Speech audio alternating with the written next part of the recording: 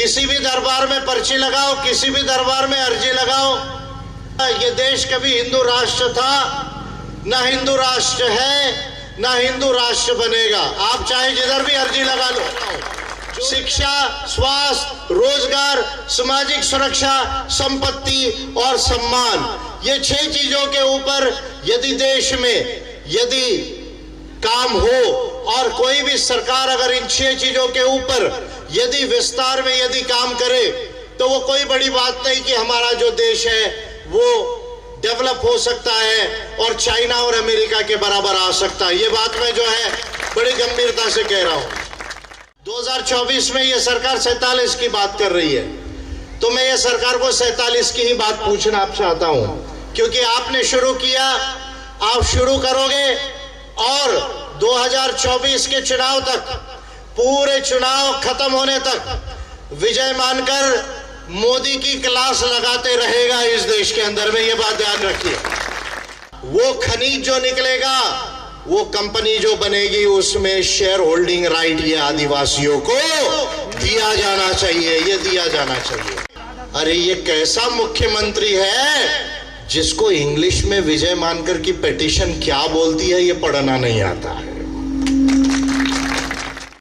मैं छत्तीसगढ़ की सरकार से यह सवाल पूछना चाहता हूं कि when the case was taking place in the High Court of Bilaspur, whether your legal department was snoring and sleeping a very very deep sleep, क्या आप सोए हुए थे लॉ डिपार्टमेंट के लोग? क्या आपके सॉलिसिटर जनरल की ये जिम्मेदारी नहीं थी?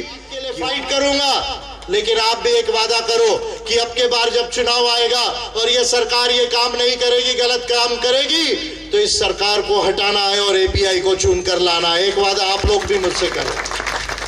तो आप यदि सही में आदिवासियों के प्रति ईमानदार हो, मोदी जी सुन लो, और ये बात मैं आपके पूरे चुनाव तक बोलते रहूंगा 2024 तक, और ये काम जब तक नहीं होता तब तक ये मैं बोलते रहूंगा। और यदि मैं पार्लियामेंट पहुंच गया तो 750 सांसद एक तरफ और विजय मानकर एक तरफ। ये बात ध्यान में रखना। ये जंगलों की आवाज अब दब के नहीं रहेगी। जंगलों की आवाज केवल रायपुर तक नहीं जाएगी, केवल दिल्ली तक नहीं जाएगी, पूरी दुनिया तक अब जंगलों की आवाज जाएगी। आप कहते हो कि ये हिंदू राष्ट्र था। अरे कौन कौन फर्जी बाबा आ गए अर्जी लगाने वाले, अर्जी लगाने वाले फर्जी बाबा आ गए। ना साला हिस्ट्री मालूम इनको, ना ज्योग्राफी मालूम, ना कल्चर मालूम, ना एंथ्रोपोलॉजी मालूम।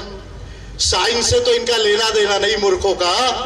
इनको अभी एग्जाम में बैठा दो तो इनकी खुद की अर्जी में जो है फेल क्लास आएगा। इतने तुम कायर हो, तुम्हारी नॉलेज इतनी कमजोर है कि एक आदमी बैठता है, टेलीविजन लगाता है, पूरे देश में बताता है। अरे एक आध बार ऐसे मेरे आगे मैदान में तो आओ जरा स्टेज के ऊपर, आपको पता चलेगा। इस कागज में 6 कॉलम है, 7वां कॉलम आगे जोड़ना है ट्राइबल कोड का। और आदिवासी जो कभी भी हिंदू नहीं रहा, जब इस देश में वैदिक सनातनिज्म नहीं था 3600 साल पहले, उसके लगभग 45,000 साल पहले से, यानी आज से 50,000 साल पहले से आदिवासी इस धरती पर है, इस इंडिया में है। और इसलिए भारत के पहले गोंडवाना था। क्या था? भारत के पहले क्या था?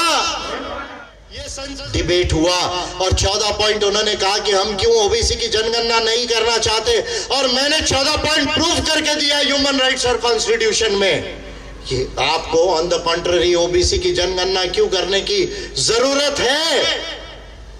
और वो करने के लिए ये ओबीसी, ये मोदी सरकार तैयार नहीं है। 6 3 18 and 7 3 21 and 8 3 24। 6 गुना चाइना की ज्यादा अर्थव्यवस्था है, अमेरिका की 8 गुना ज्यादा अर्थव्यवस्था है। आपको चाइना के बराबर आने के लिए कितना समय लगेगा, ये बात जरा आप बताइए। इस बात को मोदी सरकार कभी नहीं कहती है। क्यों नहीं कहती है? ये केवल ऐसे बड़े बड़े स्लोगन लगाती है। और विजय मानकर आज बस्तर से कह रहा है, छत्तीसगढ़ से कह रहा है, पूरे देश के लोग सुनो, क्योंकि ये सारा पूरे देश में मेरा वीडियो सुना जाता है, पूरे इंडिया के अंदर में। दो बातें केवल कह रहा हूं, and I am having a very scientific and a very mathematical calculation of economics and finance of it. Whatever I am saying, I am not just saying in empty slogans. I am saying it on the basis of hard-fetched data and calculations of economics and finance. क्या कह रहा हूं? अगर मेरी सरकार देश में आ गई, मैं दो बातें केवल कह रहा हूं। इंडिया को 70 साल हो गए, अभी तक गरीब यहाँ पर है, ये हमारे लिए शर्म की बात है।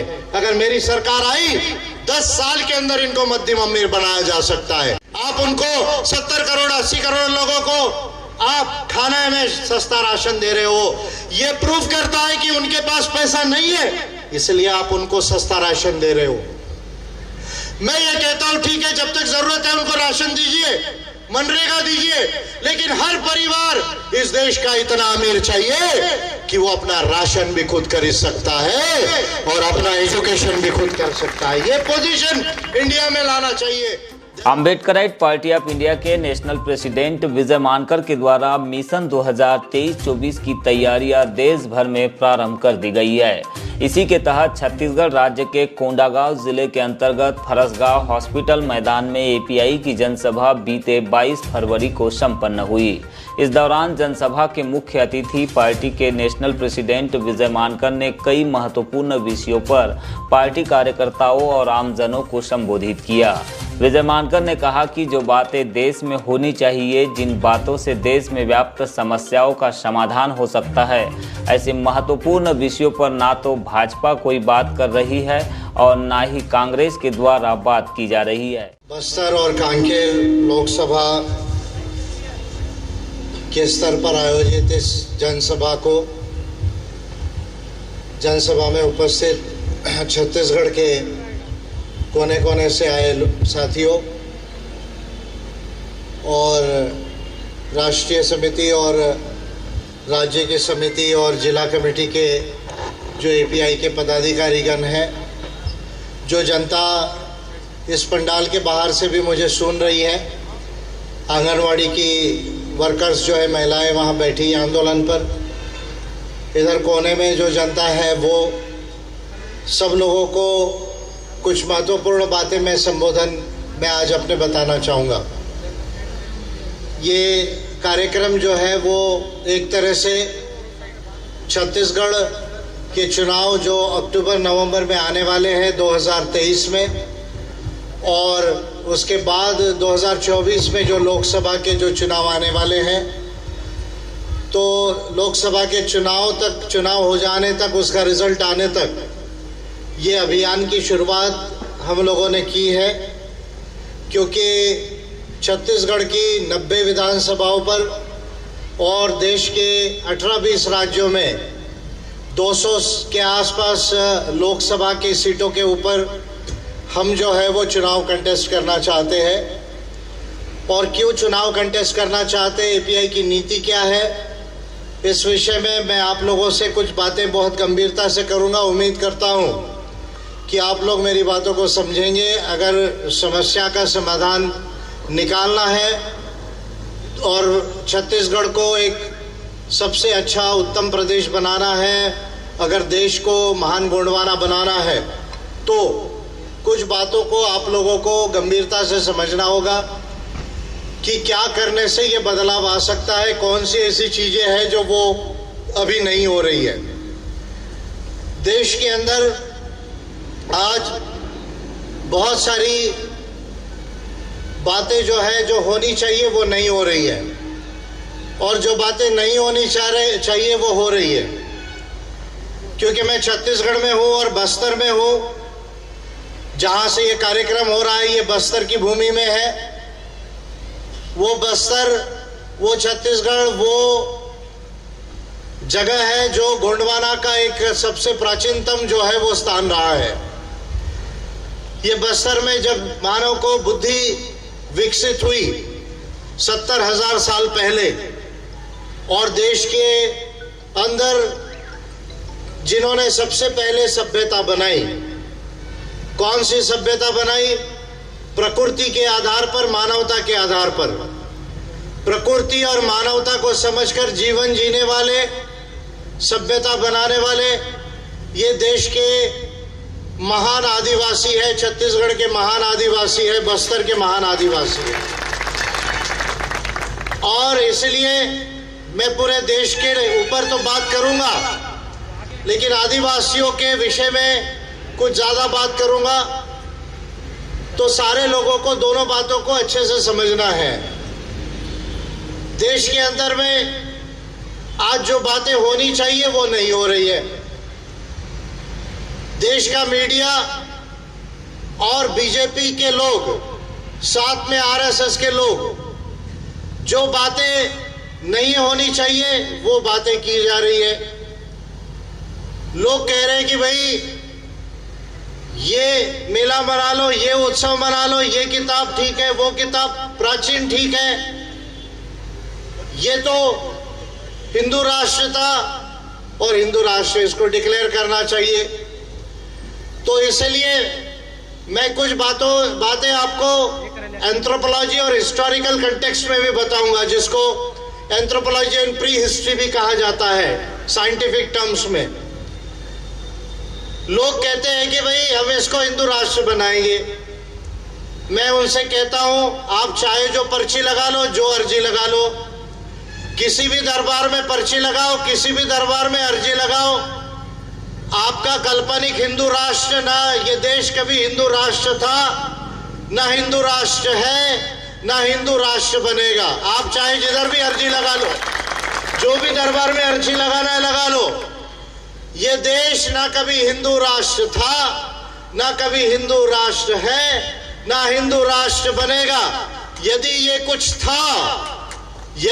कुछ था तो गोंडवाना था, गोंडवाना है और गोंडवाना, जम से बोलो, गोंडवाना, गोंडवाना, गोंडवाना। तो इसलिए जो लोग टीवी पर आकर उजुल फुजुल की काल्पनिक और झूठी बातें कहते हैं, उन लोगों से ये मैं कहना चाहता हूं कि ये बातें कहना आप जो है वो बंद करो। ये बातें, झूठा प्रचार करना बंद करो। बात किस चीज पर होनी चाहिए देश में? शिक्षा, स्वास्थ्य, रोजगार, सामाजिक सुरक्षा, संपत्ति और सम्मान। अभी आ रही हमारे बिचारी महिलाएं हैं, इतने दिनों से धरना प्रदर्शन पर, आंदोलन पर बैठी हुई आंगनवाड़ी की महिलाएं हैं। मैं उनसे बात करने वाला हूं इस प्रोग्राम के बाद में।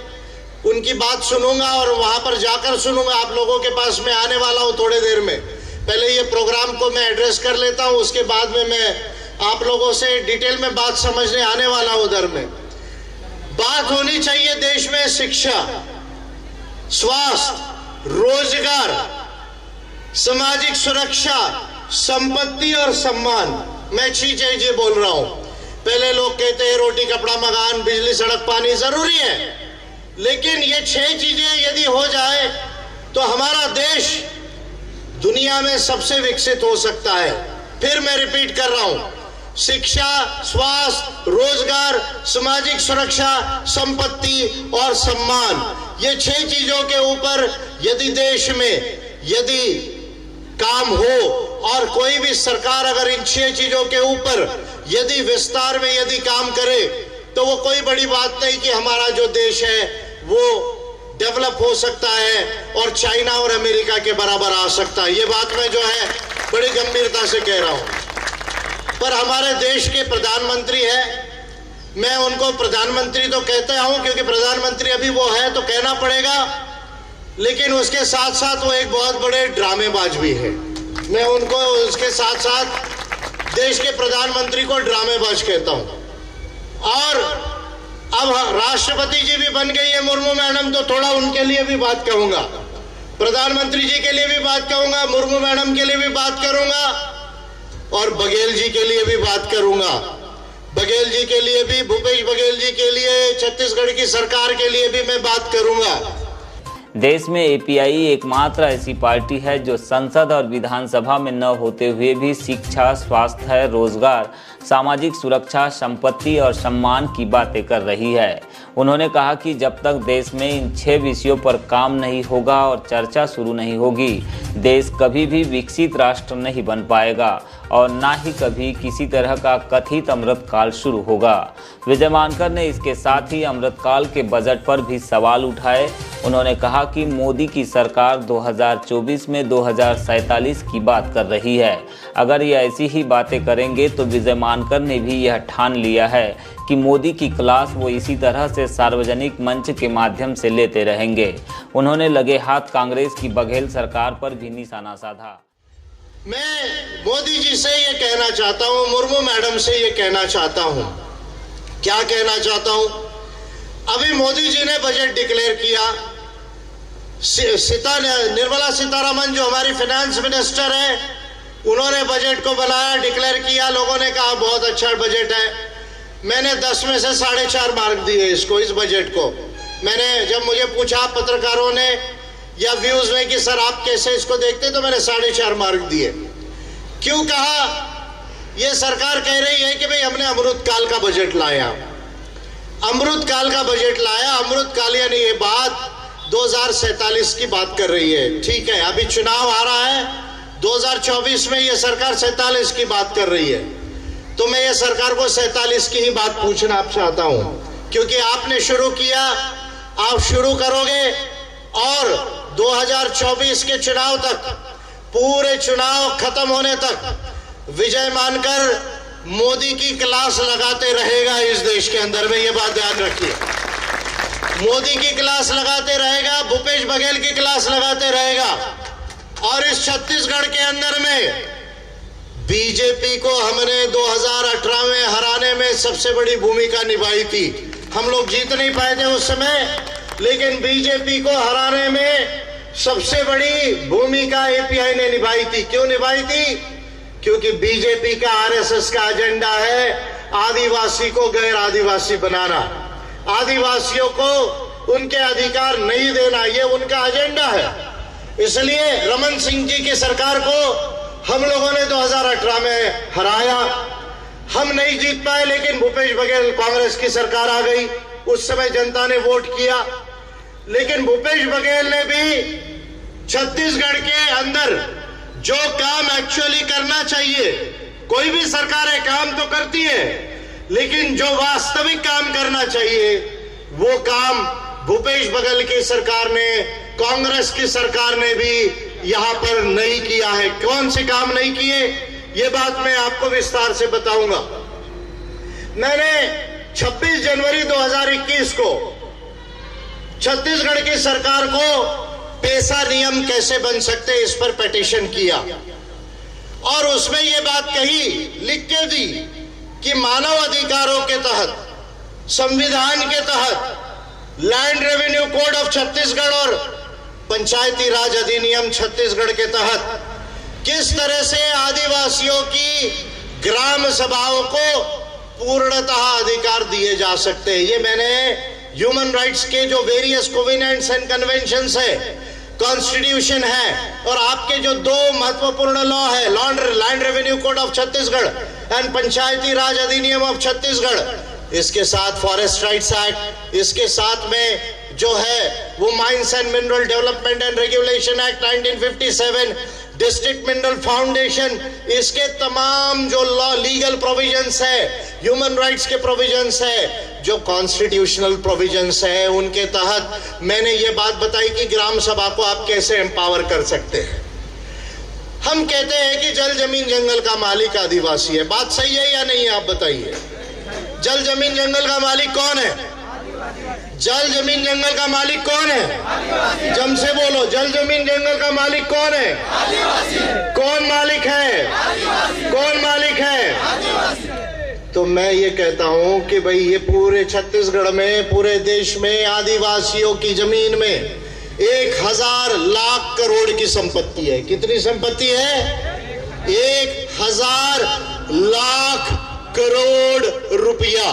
फिर रिपीट कर रहा हूं, 1000 लाख करोड़ रुपया।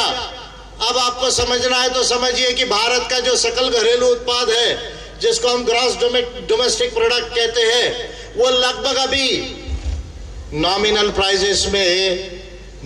प्राइजेस में जो है वो लगभग 270 लाख करोड़ से थोड़ा ज्यादा है। 270 लाख करोड़ से ज्यादा ग्रॉस डोमेस्टिक प्रोडक्ट अभी है, और हमारे देश के जो जमीन है जिधर आदिवासी रहते हैं उसके नीचे 1000 लाख करोड़ रुपए की संपत्ति है। अब आप अडानी को माइंस देते हो, आप वेदांता को माइंस देते हो, आपने पहले टाटा को माइंस दी, आपने जिसको माइंस दी, मैं आपसे ये पूछना चाहता हूं कि 5वीं अनुसूची के क्षेत्र में और पेसा लॉ के तहत क्या आपने ये नियम बनाए कि जो ग्राम सभाएं हैं वो ग्राम सभाओं को ये अधिकार होने चाहिए कि वो किसको जमीन देना चाहती है या जमीन नहीं देना चाहती है? ये अधिकार किसको होना चाहिए? ग्राम सभा को होना चाहिए। ग्राम सभा चाहेगी तो जमीन देगी, ग्राम सभा नहीं चाहेगी तो जमीन नहीं देगी। और अगर ग्राम सभा जमीन देने का निर्णय लेती है तो आपके कानून में यह प्रावधान होना चाहिए पेसा नियम्स के अंदर कि 10% से 15% या 20% का वो खनिज जो निकलेगा, वो कंपनी जो बनेगी उसमें शेयर होल्डिंग राइट ये आदिवासियों को दिया जाना चाहिए, ये दिया जाना चाहिए। पॉइंट नंबर 1 मैं कह रहा हूं। दूसरा, तेंदुपत्ता होता है, बैम्बू हो जाता है, गम हो जाता है, बहुत सारी चीजें हमारे जंगलों में हो जाती है। इसको बेचकर भी हमारे गांव की अर्थव्यवस्था, ग्राम सभाओं की अर्थव्यवस्था, हर परिवारों की अर्थव्यवस्था अच्छी हो सकती है। ये भूपेश बघेल जी की सरकार जो है, इसने छत्तीसगढ़ के अंदर जब पेसा के नियम बनाए, जो मैंने 26 जनवरी 2021 को इनको बताया लिखकर ये तमाम चीजें कि ह्यूमन राइट्स क्या कहता है, कॉन्स्टिट्यूशन के प्रोविजंस क्या कहते हैं, ये वेरियस लॉज क्या कहते हैं, इसको अमेंड करने की जरूरत है। आप ऐसा लॉ बनाइए कि छत्तीसगढ़ में मिनरल राइट मिल सकता है, और जो बैम्बू है, तेंदुपत्ता है, या जो माइनर फॉरेस्ट प्रोड्यूस है उसका अधिकार ग्राम सभा को दे दो, तब जाकर जो है इस छत्तीसगढ़ और पूरे देश के अंदर में आदिवासी सही में जल जमीन जंगल का मालिक बनने की शुरुआत होगी। ये बात जो है मैंने लिखकर दी। लेकिन भूपेश बघेल की सरकार ने ये नहीं किया। जब पेसा के नियम बनाए तो पेसा के नियम में बघेल सरकार ने आदिवासियों की ग्राम सभाओं को कोई भी अधिकार नहीं दिया। अरे ये कैसा मुख्यमंत्री है जिसको इंग्लिश में विजय मानकर की पिटीशन क्या बोलती है ये पढ़ना नहीं आता है? ये कैसा मुख्यमंत्री है जिसको ह्यूमन राइट्स की बात, कॉन्स्टिट्यूशनल लॉ की बात और पॉलिसीज की बात समझ में नहीं आती है? और आज पूरे छत्तीसगढ़ में ग्राम सभाओं के अधिकार जो है वो कमजोर हो गए, उनको कोई अधिकार नहीं दिए। फिर हाई कोर्ट ने एक निर्णय दिया कि भाई 50% से ज्यादा आरक्षण नहीं हो सकता। प्रमोद, आप अपना काम करो, दे विल हैंडल इट। तो 50% से ज्यादा जो है वो आरक्षण नहीं हो सकता। बिलासपुर हाई कोर्ट ने यह निर्णय दिया। सुप्रीम कोर्ट के जो वेरियस इंदिरा स्वानी का डिसीजन है या नागराज का डिसीजन है, उसको साइट करते हुए डिसीजन दिया और भी उसमें केस को साइट किया।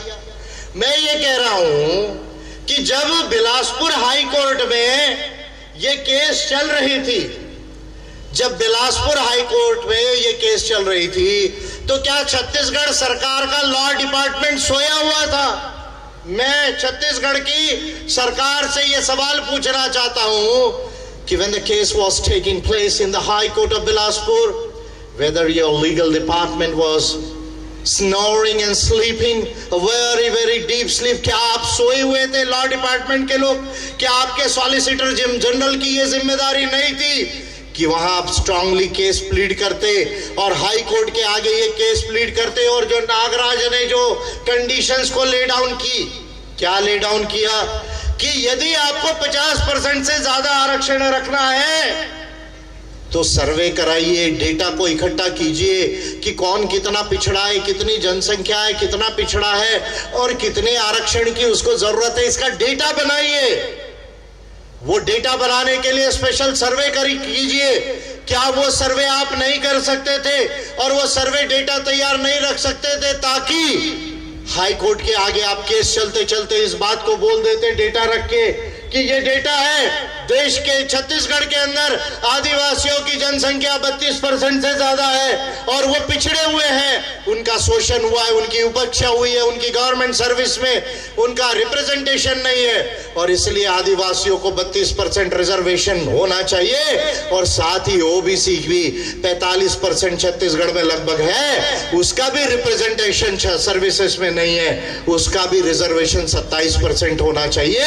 ये आपको, आपकी सरकार को सर्वे करके आपके लॉ डिपार्टमेंट को हाई कोर्ट के आगे डेटा रख के वहीं प्लीड कर लेना चाहिए था कि भाई हमारा छत्तीसगढ़ का एक्ट जो है ये रिजर्वेशन इसलिए 32% आदिवासियों को देता है क्योंकि वो पिछड़े हुए हैं, उनका रिप्रेजेंटेशन, प्रतिनिधित्व नहीं है। पर बघेल सरकार ने ये काम नहीं की, बघेल सरकार ने, भूपेश बघेल सरकार ने ये काम नहीं किया और उसका क्या नतीजा आया कि आज रिजर्वेशन 32% से 20% कर दिया गया सरगुजा डिवीजन में और पूरे छत्तीसगढ़ में आदिवासियों का आरक्षण कम होगा।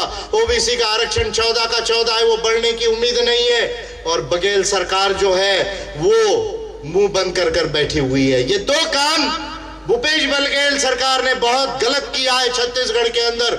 और जब भी मैं छत्तीसगढ़ में आता हूं, पहले संविदा के कर्मचारी थे, अभी ये आंगनवाड़ी की महिलाएं बैठी हुई है, इनका कह रहा है आंगनवाड़ी में जो इनको पैसा मिलता है उसमें उनका घर का रोजी रोटी भी नहीं चलती है, उनका घर नहीं चलता है।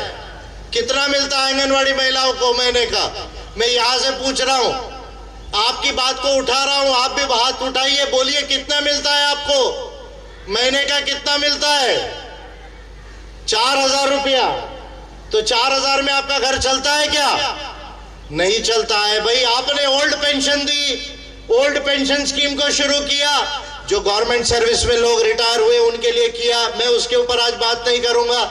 लेकिन मेरा यह सवाल है कि जब आप रेगुलर एम्प्लॉयज को 35,000, 40,000, 50,000, 60,000 का आप सैलरी दे सकते हैं और जो आंगनवाड़ी महिलाएं बच्चों को जो है वो स्कूल को पूरा संभालती है, पूरा काम करती है, उनको आप 10, 12, 15,000 रुपए की भी सैलरी क्यों नहीं दे सकते? ये जो है आज मैं भूपेश बघेल सरकार से पूछना चाहता हूं। एग्जैक्ट कितना होना चाहिए ये कैलकुलेशन का विषय वो मैं आपसे समझूंगा, लेकिन आपका बढ़ना चाहिए, आपकी सैलरी बढ़ना चाहिए मिनिमम वेजेस के हिसाब से। इसका मैं समर्थन करता हूं। पूरे छत्तीसगढ़ की बालवाड़ी की जो महिलाएं हैं उनका समर्थन करता हूं और केवल समर्थन नहीं कर रहा हूं, आपके लिए फाइट करूंगा। लेकिन आप भी एक वादा करो कि अब के बार जब चुनाव आएगा और ये सरकार ये काम नहीं करेगी, गलत काम करेगी, तो इस सरकार को हटाना है और एपीआई को चुन कर लाना है। एक वादा आप लोग भी मुझसे करो। तो ये काम भूपेश बघेल की जी जो है गलत कर रही है, महिलाओं को बैठना पड़ रहा है बेचारी को। मैं पूरे देश में आंगनवाड़ी की महिलाओं की समस्या को जानता हूं। आपने ओल्ड पेंशन स्कीम कर्मचारियों को की, मैं उस पर आज बात नहीं करूंगा। लेकिन गांव में जो हमारा किसान है, गांव में जो हमारे बुजुर्ग हैं 60-62 साल के ऊपर, आप उनको कितनी पेंशन देते हो? 800 रुपया, शायद 800 मिलती है। भाई एक को आप 10,000, 12,000, 20,000 पेंशन दोगे और जो किसान का जो बुजुर्ग है जो 60 साल हो गया, 62 साल हो गया, 65 साल हो गया, उसको आप 800 रुपया पेंशन दोगे? मैं आज डिक्लेयर कर रहा हूं छत्तीसगढ़ में, अगर एपीआई की सरकार छत्तीसगढ़ में बन गई तो मैं पूरे छत्तीसगढ़ के बुजुर्ग लोगों को जिनकी उम्र 60 साल से ऊपर है उनको कम से कम 4 से 5,000 रुपए पेंशन का हम प्रोविजन करेंगे। 4 से 5,000 रुपए का पेंशन का प्रोविजन करेंगे। और अगर एपीआई की सरकार बनी तो मैं आपसे समझ लूंगा कि कितना आपका बढ़ना चाहिए। और मैं ये जरूर कहूंगा कि अगर एपीआई की सरकार बनी तो आंगनवाड़ी महिलाओं का भी जो है वो वेतन कम से कम 2 गुना से ज्यादा किया जाएगा। कम से कम मैं कह रहा हूं, बाद में मैं आपसे समझूंगा, ये किया जाएगा। ये 2 काम छत्तीसगढ़ में हम करेंगे। आदिवासियों के मुद्दों पर कहा कि जिस बघेल जी को उनकी इंग्लिश की पिटीशन समझ में नहीं आ रही है, वो आखिर आदिवासियों के हित में क्या काम करेंगे। उन्हें पेशा के नियम कैसे बनना चाहिए, इस पर की गई उनकी पिटीशन भी समझ नहीं आ रही है और ना ही आदिवासियों को जल, जमीन, जंगल का मालिक बनाने के लिए की गई पिटीशन की बातें समझ रही है। विजय मानकर ने कहा कि आदिवासियों को माइंस एंड मिनरल्स में शेयर होल्डिंग का राइट्स मिलना चाहिए, माइनर फॉरेस्ट प्रोड्यूस्ड का अधिकार भी मिलना चाहिए। इसके बगैर कभी भी आदिवासी समृद्ध और सशक्त नहीं बन सकता है। एपीआई की इस संभाग स्तरीय जनसभा में उनके अलावा general secretary Arjun Singh Thakur, API राष्ट्रीय कार्यकारिणी मेंबर रूपधर पूड़ो, छत्तीसगढ़ राज्य कार्यकारिणी के पदाधिकारी और लोकसभा प्रभारी सहित जिला एवं विधानसभा स्तर के कार्यकर्ता भी मौजूद रहे। सभा के दौरान विजय मानकर ने प्रदेश भर में आंदोलनरत आंगनवाड़ी वर्करों की भी मांग को मंच से उठाया। साथ में यह भी कहा कि नियमित कर्मचारियों को सरकार 35 से 40 हजार रुपये पेंशन दे रही है, तो फिर आंगनवाड़ी कार्यकर्ताओं को 15 हजार रुपये वेतन क्यों नहीं दे सकती। इसी प्रकार उन्होंने 60 से अधिक उम्र वाले सीनियर सिटीजनों के बारे में कहा कि उन्हें कम से कम 4 से 5 हजार रुपये पेंशन मिलना चाहिए। ये छत्तीसगढ़ के अंदर भूपेश बघेल जी को ये एक बात समझनी चाहिए। इन्होंने ये बात नहीं समझी, ये बहुत गलत काम किया कांग्रेस के लोगों ने। और मोदी जी कहते हैं, बीजेपी के लोग कहते हैं कि हमने मुर्मू मैडम को प्रेसिडेंट बनाया। अच्छी बात है, आदिवासी प्रेसिडेंट बने, मुझे भी खुशी है। लेकिन मैं ये कहना चाहता हूं मुर्मू मैडम जी को और प्रधानमंत्री जी को, आपने अभी आदिवासी पर्व लगाया, अच्छी बात है, आदिवासी पर्व लगाया।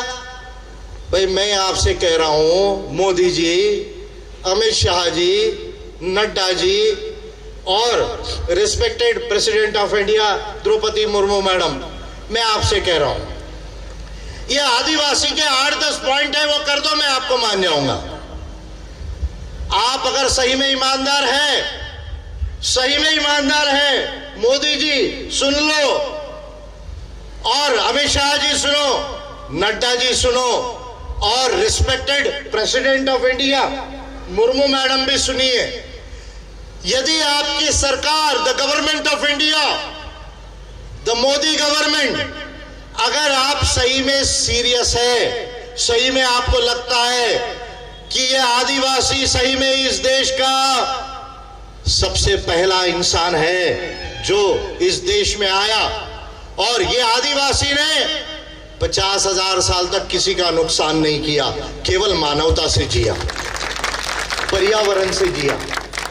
आज भी ये पूरे देश में यदि जंगल जिंदा है तो वो जंगल यदि जिंदा है तो आदिवासी के वजह से जिंदा है।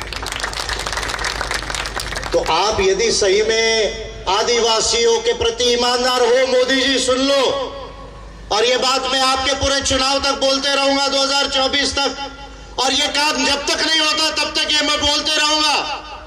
और यदि मैं पार्लियामेंट पहुंच गया तो 750 सांसद एक तरफ और विजय मानकर एक तरफ, ये बात ध्यान में रखें। अगर मैं पार्लियामेंट पहुंच गया, और मैं पहुंचने ही वाला हूं, क्योंकि 2024 में मैं भी चुनाव लड़ रहा हूं लोकसभा जाने का। किधर जाने का? दिल्ली। पहले मैंने नई लोकसभा बनवाई, देश में किसी को चुनावी व्यवस्था नहीं समझती थी। जो ये संविधान के अंदर गलतियां है, वो संविधान की गलतियों को ढूंढकर वो मॉडल क्या अच्छा हो सकता है, इसको बनाने वाला महान विद्वान ये विजय मानकर है। देश में पहली बार मैंने 16 बिल दिए, उसमें के 10 बिल ये देश की चुनावी व्यवस्था को ठीक करने के दिए। किसी को ये बात, छोटी सी बात समझ में नहीं आती थी कि हम कहते हैं कि भाई हम लोकतांत्रिक देश है, और जो मोदी जी को history, geography, anthropology, pre history, इसकी पढ़ाई कम है, मोदी जी को ही नहीं, पूरे बीजेपी पार्टी को। इसलिए मैं इसको बुद्धू जनता पार्टी कहता हूं। क्या कहता हूं? बीजेपी। बी स्टैंड्स फॉर बुद्धू, जे stands for Janata, P stands for party. BJP, बुद्धू जनता पार्टी। और केवल बोल नहीं रहा हूं, किसी भी नेशनल टेलीविजन के आगे ऐसा लाइव आ जाना, मोदी को ला लेना, सीता निर्मला को ला लेना, रविशंकर प्रसाद को ला लेना, जेपी नड्डा को ला लेना, 1 घंटे के अंदर पूरे देश को पता चल जाएगा देश का सबसे विद्वान लीडर कौन है, तो मैं आपसे कह रहा हूं, आज बस्तर से बोल रहा हूं, इसलिए जरूर बोलूंगा, ये जंगलों की आवाज अब दब के नहीं रहेगी। जंगलों की आवाज केवल रायपुर तक नहीं जाएगी, केवल दिल्ली तक नहीं जाएगी, पूरी दुनिया तक अब जंगलों की आवाज जाएगी। और ये जंगल की आवाज लेकर मैं पूरे इंडिया में निकला हूं, उसका कुछ कारण है। आप कहते हो कि ये हिंदू राष्ट्र था, अरे कौन कौन फर्जी बाबा आ गए, अर्जी लगाने वाले फर्जी बाबा आ गए। ना साला हिस्ट्री मालूम इनको, ना ज्योग्राफी मालूम, ना कल्चर मालूम, ना एंथ्रोपोलॉजी मालूम। साइंस से तो इनका लेना देना नहीं मूर्खों का।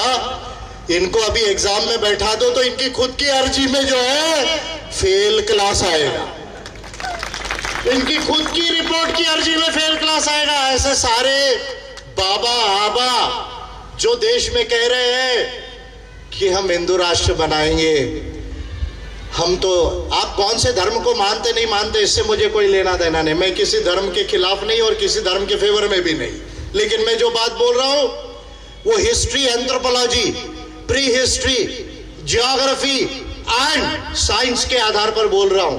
बाद में आपको क्या रिलीजन मानना है मानो, नहीं मानना है नहीं मानो, इससे मेरा कोई लेना देना नहीं। लेकिन आप जो डेली टेलीविजन पे बोलते, याद रखो, इतने तुम कायर हो, तुम्हारी नॉलेज इतनी कमजोर है कि एक आदमी बैठता है, टेलीविजन लगाता है, पूरे देश में बताता है। अरे एक आध बार ऐसे मेरे आगे मैदान में तो आओ जरा, स्टेज के ऊपर, आपको पता चलेगा। आप कहते कि हम सनातन था, सनातन था, सनातन था। मैं कह रहा हूं कुछ भी सनातन नहीं है, इस सृष्टि में कुछ भी सनातन नहीं है।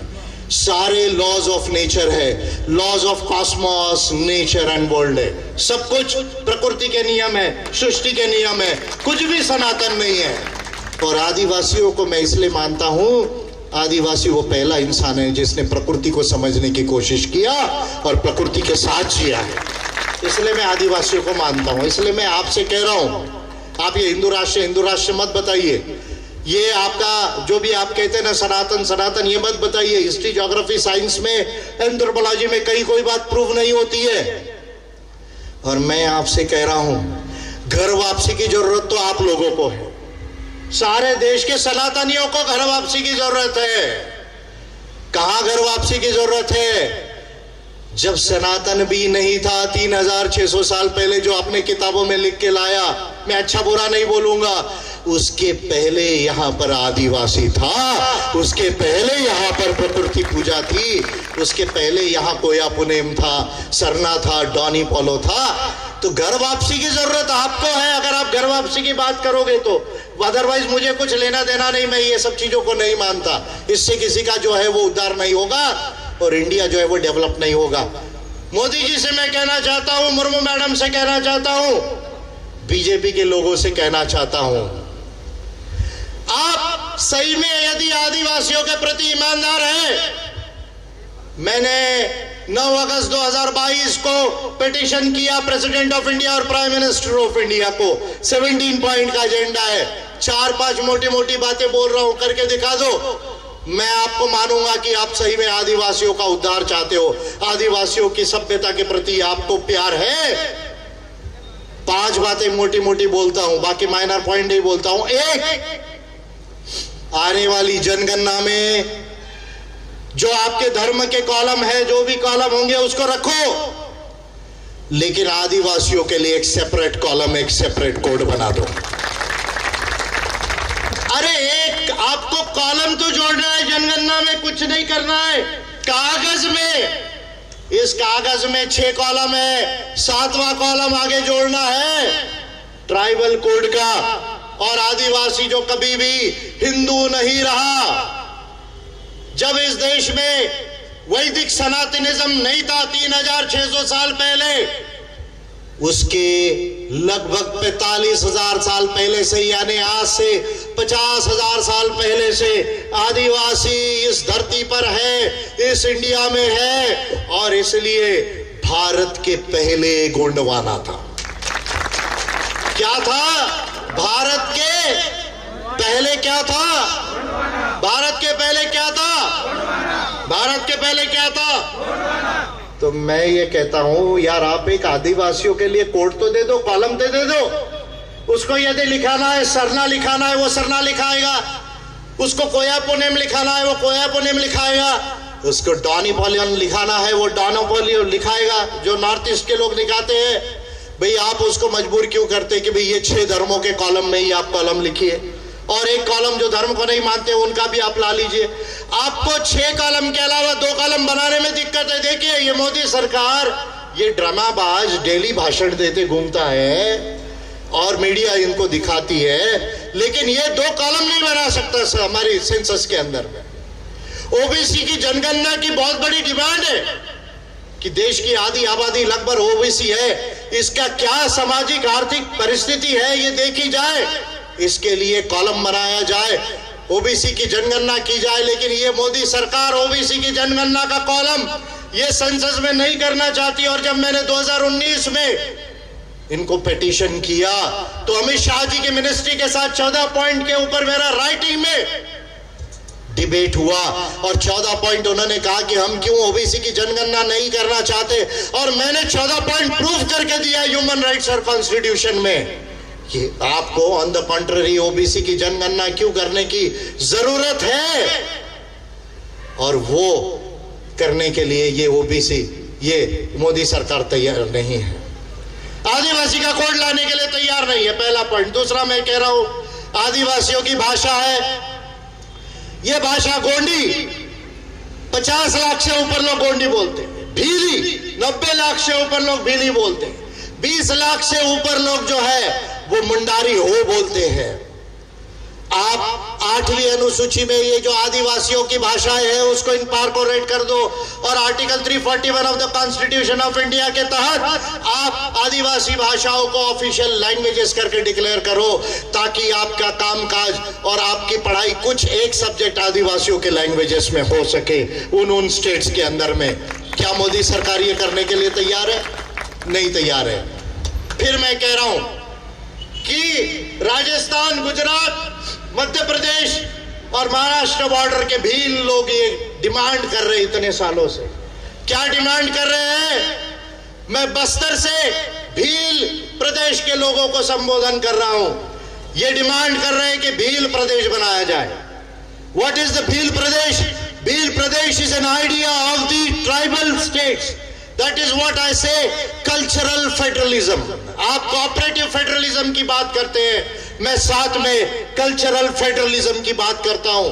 आपने जितने राज्य बनाए भाषा के आधार पर बनाए, और भाषा के आधार पर बनाए हुए राज्यों को आपने आदिवासियों की जो एंसेस्ट्रल डोमेन थी, जो उनकी ज्योग्राफिकल टेरिटरी थी, उसको डिवाइड किया। बस्तर को डिवाइड किया, कोरापुट को उड़ीसा को दिया, बाकी आपका पोर्शन आपको जो है वारंगल के आसपास का तेलंगाना को दिया, गढ़चिरौली को महाराष्ट्र को दिया, इधर बालाघाट जिला था वो मध्य प्रदेश को दे दिया। मैं आपसे कह रहा हूं कि अगर आप सही में ईमानदार है तो झारखंड के साथ मयूरभंज को, क्योंझर को, जहां से प्रेसिडेंट ऑफ इंडिया आती है, उसको जोड़ दो। वेस्ट बंगाल का जो पुरुलिया डिस्ट्रिक्ट है उसको संताल परगना से जोड़ दो, और एक महान विशाल आदिवासी राज्य झारखंड को बनाओ। और उसी तरह बस्तर के साथ कोरापुट को जोड़ दो, तेलंगाना का क्षेत्र जोड़ दो, गढ़चिरौली का महाराष्ट्र जोड़ दो, बालाघाट और बाजू के जिलों को जोड़ दो शिवनी तक के, और एक बड़ा आदिवासी स्टेट बस्तर के जोड़ के बस्तर के नाम से एक राज्य बनाओ। ट्राइबल स्टेट्स को निर्माण करने की जरूरत है। कीजिए ना आप, मैं आपको मानता हूं ना, अगर आप ईमानदार है तो कीजिए। चौथी बात बोल रहा हूं, 5ही बात बोल रहा हूं, मोटी मोटी चिल्लर बात नहीं बोल रहा हूं। हम मोदी जी से कहते हैं मैं तो जो धारा प्रवाह के बाहर है उनको मैं जोड़ना चाहता हूं, उनका उद्धार करना चाहता हूं, उनका विकास करना चाहता हूं। आपने आदि पर्व कहते हुए ये बात कही, अच्छी बात है आपने कही। मैं आपसे कह रहा हूं भाई मोदी जी, कुछ काम मत करो, एक काम करो सिर्फ, यदि आप ईमानदार हो। आपने अपने मित्रों को तो हजारों लाख करोड़ की संपत्ति ट्रांसफर की, आपके मित्रों का क्या हाल हुआ ये देखा। हाइडेनबर्ग केस में आपके एक मित्र का क्या हाल हुआ, और पूरे अभी सुप्रीम कोर्ट भी कह रहा है कि भाई इंक्वायरी कमेटी बैठाओ, स्टडी कमेटी बैठाओ, और उसमें आपकी सरकार को कहा सुप्रीम कोर्ट ने, जब आपने कहा कि हम क्लोज्ड एनवलप में आपको नाम देते हैं, बंद लिफाफे में नाम देते हैं। तब सुप्रीम कोर्ट ऑफ इंडिया ने कहा कि नहीं, बंद लिफाफे में नहीं, पूरे कोर्ट के आगे नाम बताओ कि आप कौन से एक्सपर्ट देना चाहते, और हम देखेंगे कि कौन एक्सपर्ट्स है। और उसके बाद कमेटी बनाएंगे कि क्या ऐसी बात हो गई कि 10 दिन के अंदर 10 लाख करोड़ रुपया अडानी ग्रुप का निकल गया। ये रिसर्च का विषय है, ये संबोधन का, ये स्टडी का विषय है। और इसलिए विषय है ताकि इन्वेस्टर्स, जो निवेशक है, छोटा है या बड़ा है, उसका पैसा सेफगार्ड रहे इस मार्केट के अंदर में। ये बात सुप्रीम कोर्ट ऑफ इंडिया ने कही और आपको ये कहना पड़ रहा है, आपको अभी करना पड़ रहा है। आपके मित्रों को आपने हजारों लाख करोड़ रुपए का पैसा ट्रांसफर किया, वो दूसरे नंबर पर आ गए। कहां 600 नंबर पर थे 8-10 साल पहले। अभी मैं ये कह रहा हूं कि आप देश के आदिवासियों को कुछ मत करो, 10-15% का मिनरल का शेयर होल्डिंग राइट दे दो, शेयर होल्डिंग राइट दे दो। कुछ नहीं करना है आपको। आपका एक लॉ है, mines and mineral development and regulation act, जिसके अंदर अमेंडमेंट करके आपने डिस्ट्रिक्ट मिनरल फाउंडेशन को बनाया। और ये जो आपके एमपी एमएलए है, जिस तरह के भी है, उनके थ्रू वो पैसा आप थोड़ा थोड़ा डेवलपमेंट के लिए खर्चा करते। और पिछले डेटा के हिसाब से 1400-1400 करोड़ रुपया पड़ा हुआ था, उसका कोई यूज नहीं हुआ था। मैं ये कह रहा हूं, instead of making such dummy foundations, why don't you directly give the share holding rights to the 12 crore adivasis of India. जो भी देश के आदिवासी हैं, वो शेड्यूल्ड एरिया में रहते हैं, उन परिवारों को डायरेक्ट वो कंपनी का शेयर होल्डर बना दो। जो भी प्रॉफिट होगा, उसका प्रॉफिट का शेयर होल्डिंग 10% जो है, 10% उनको आदिवासियों को मिलेगा। आपको अच्छा लग रहा है या नहीं लग रहा? आपको चाहिए या नहीं चाहिए, बताइए। आप चाहिए या नहीं चाहिए? जम से बोलो, चाहिए या नहीं चाहिए? क्योंकि ये मौनी बाबा थोड़ा बहरा भी है, कम सुनाई आता है उसको, इसलिए मैं आपको जम से बोलने को बोल रहा हूं। ये मन की बात नहीं करता, ये कान भी कमजोर है इसके, इसलिए कम सुनाई आता है इसको। अभी आपने देखा कि संसद में भाषण दिया, लेकिन मेन मुद्दे पर कुछ नहीं बोला, तो ये है, ट्रिक है, ड्रामेबाज है वो। तो ये बात मैं कहता हूं। और आखिरी बात कह रहा हूं आदिवासियों को लेकर। अपने 1 घंटे के संबोधन में विजय मानकर ने कथित बाबाओं को लेकर भी खूब टिप्पणी की। उन्होंने कहा कि कुछ अर्जी लगाने वाले फर्जी बाबा आजकल टेलीविजन के माध्यम से हिंदू राष्ट्र की बातें कर रहे हैं, लेकिन उन्हें ये तक पता नहीं कि सृष्टि और प्रकृति में कुछ भी सनातन नहीं है, सब कुछ प्रकृति के ही नियम हैं। उन्होंने घर वापसी का अभियान चलाने वाले बाबाओं पर तंज कसते हुए कहा है कि सही मायने में घर वापसी की ज़रूरत ऐसे कथित बाबाओं को ही है, क्योंकि जब सनातन भी नहीं था तब इस देश और दुनिया में आदिवासी था। इसी तरह विजय मानकर ने मोदी सरकार के बजट 2023 को लेकर सरकार द्वारा किए जा रहे दावों पर भी जमकर पलटवार किया। उन्होंने कहा कि जीडीपी में ब्रिटेन से आगे निकल जाने से देश आगे नहीं जाएगा, देश आगे जाएगा चाइना और अमेरिका की बराबरी करने से। लेकिन हमारी सरकार है कि चाइना और अमेरिका की बराबरी करने की बात ही नहीं करती है और ना ही इनके पास ऐसा कोई विजन दिखाई दे रहा है।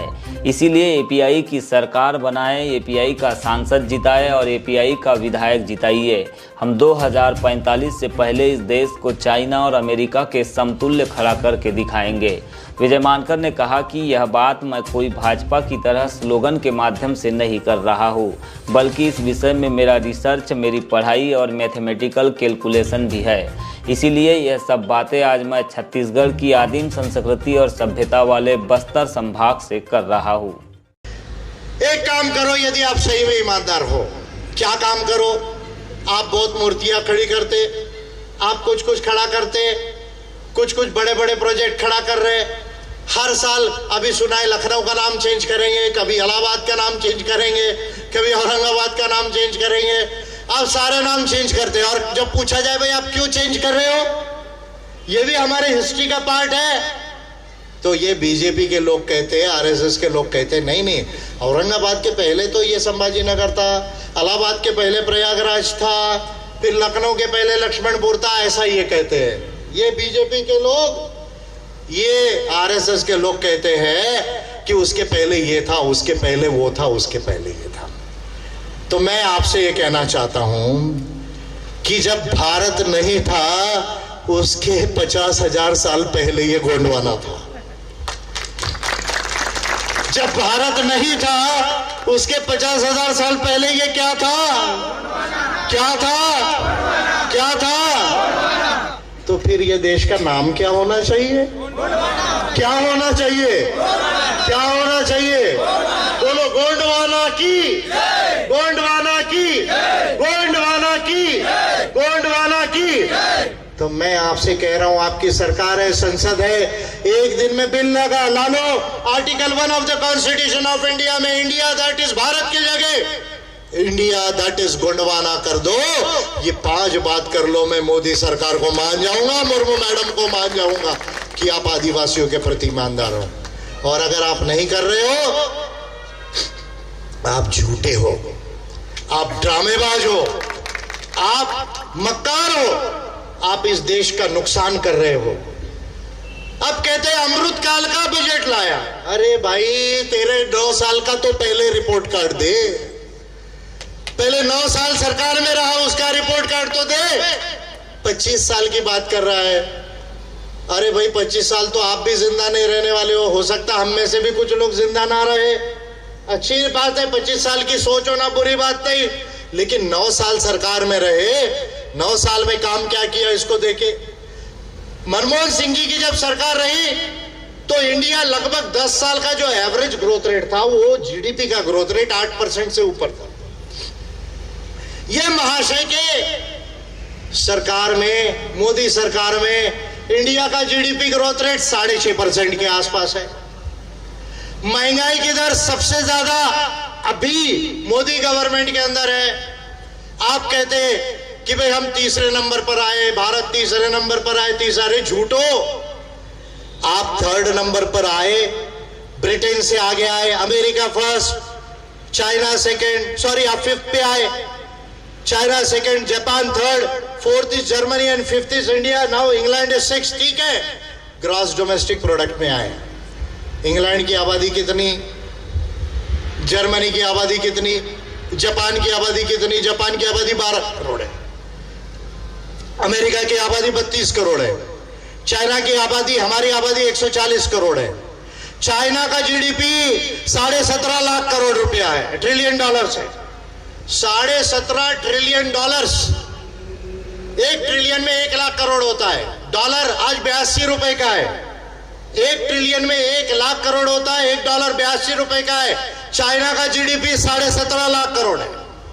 इंडिया का अमेरिका का जीडीपी 24 लाख करोड़ का है। इंडिया का जीडीपी 13.17 ट्रिलियन डॉलर्स है, केवल 3.17 ट्रिलियन डॉलर्स है। चाइना हमसे 6 3 18, लगभग 6 गुना ज्यादा चाइना की जीडीपी है। एंड 6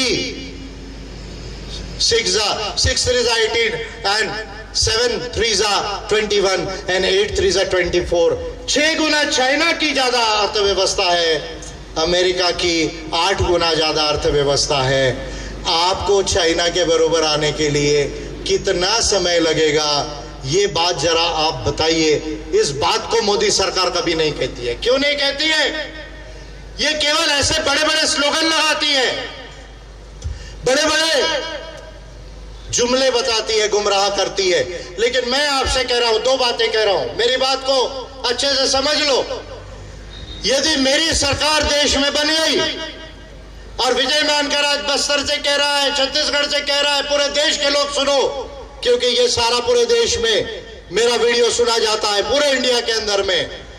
2 बातें केवल कह रहा हूं, और I am having a very scientific and a very mathematical calculation of economics and finance of it. Whatever I'm saying, I'm not just saying in empty slogans.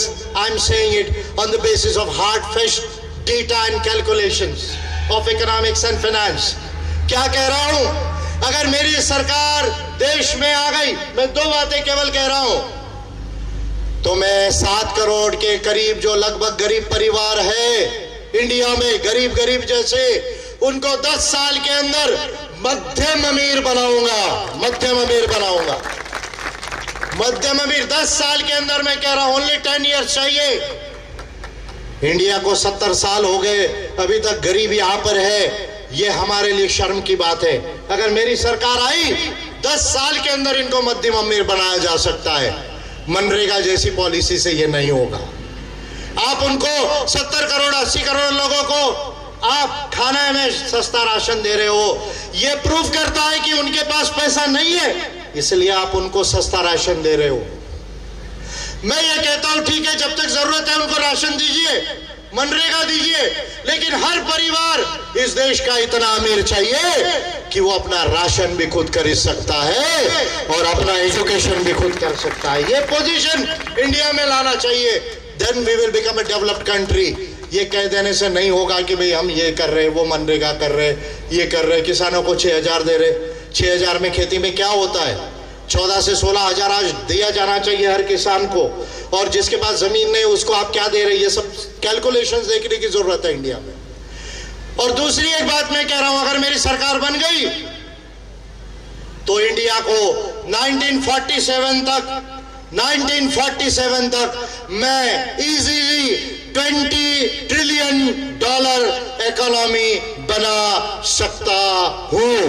फिर रिपीट कर रहा हूं, आज $3.17 ट्रिलियन है, $3 ट्रिलियन है। मेरी सरकार यदि बन गई तो 1947 से थोड़ा पहले 45 तक मैं इंडिया को $20 ट्रिलियन की अर्थव्यवस्था बना सकता हूं। Yes, it is possible by the policy of Cosmo humanism.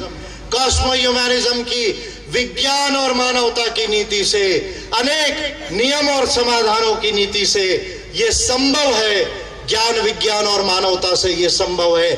जरूरत है एपीआई को पार्लियामेंट पहुंचने की और विधानसभा में पहुंचने की, और यह काम की शुरुआत छत्तीसगढ़ से हो चुकी है। ये काम की शुरुआत छत्तीसगढ़ से हो रही है। नहीं, महिलाएं मिलना चाहती है, अच्छी बात है, मैं उनसे मिलूंगा, लेकिन अपनी बात में थोड़ा पूरा कर लूं।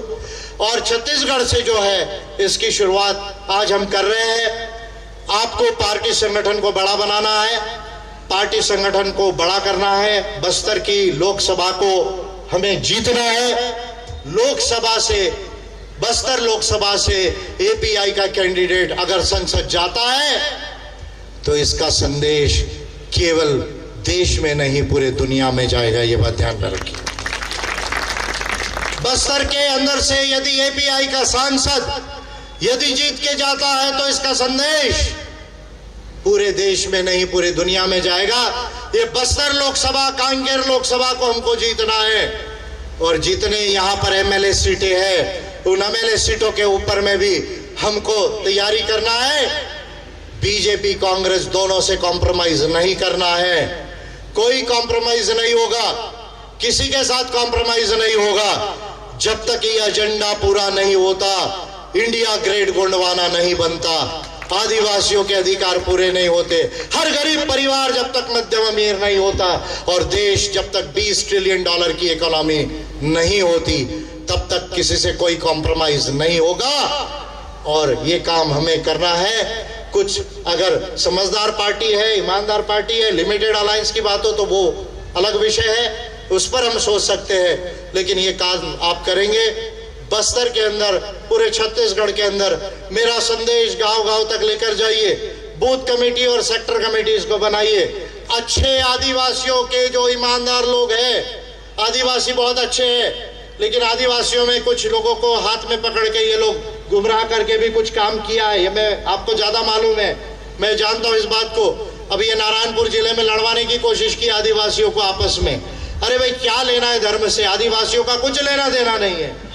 आदिवासी बनता है केवल 2 आधार पे, संस्कृति जो उसका कल्चर रहा है, और ज्योग्राफी जहां वो रहा है। इसी पे पूरे ह्यूमन राइट्स में और कॉन्स्टिट्यूशन में रिकॉग्निशन। आप आर्टिकल 341 देख लो, 224 देख लो, 366, 25 देख लो, कहीं पर भी आदिवासी के लिए रिलीजन का कोई जो है वो क्राइटेरिया नहीं है। कौन क्या रिलीजन को फॉलो करता है या नहीं करता, इससे आदिवासी का कोई लेना देना नहीं है। ये आपस में लड़वा के बीजेपी आरएसएस के लोग गलत काम करना चाहते हैं। यहाँ पर जो है ऐसे काम हम ना करें। आदिवासियों को भाईचारा से और प्यार मोहब्बत से रहना है, इसको भी मेरा संदेश आप लोगों तक लेकर जाए, और हम ये महान काम करें। देश का हर परिवार, हर व्यक्ति ये सुख और समृद्धि हो, सुखी और समृद्धि हो और सुजान हो। देश का हर परिवार, हर व्यक्ति ये सुजान हो और सुख और समृद्ध हो, तब जाके इंडिया गोंडवाना सही में बनेगा। ऐसा बड़ा लक्ष्य लेके हमको काम करना है। मैं आप लोगों के बीच में फिर से वापस आते रहूंगा। आज जो मैंने बातें बोली है उसको आप अच्छे से समझिए। जब तक आप संसद और विधानसभा में नहीं जाएंगे, मेरी एक बात अच्छे से याद में रखिए, हम 9 अगस्त को मिलते हैं आदिवासी पूरे लोग देश की, अच्छी बात है। हम अपने वेरियस सांस्कृतिक कार्यक्रमों में, पुरखा पहन के कार्यक्रमों में मिलते हैं, अच्छी बात है।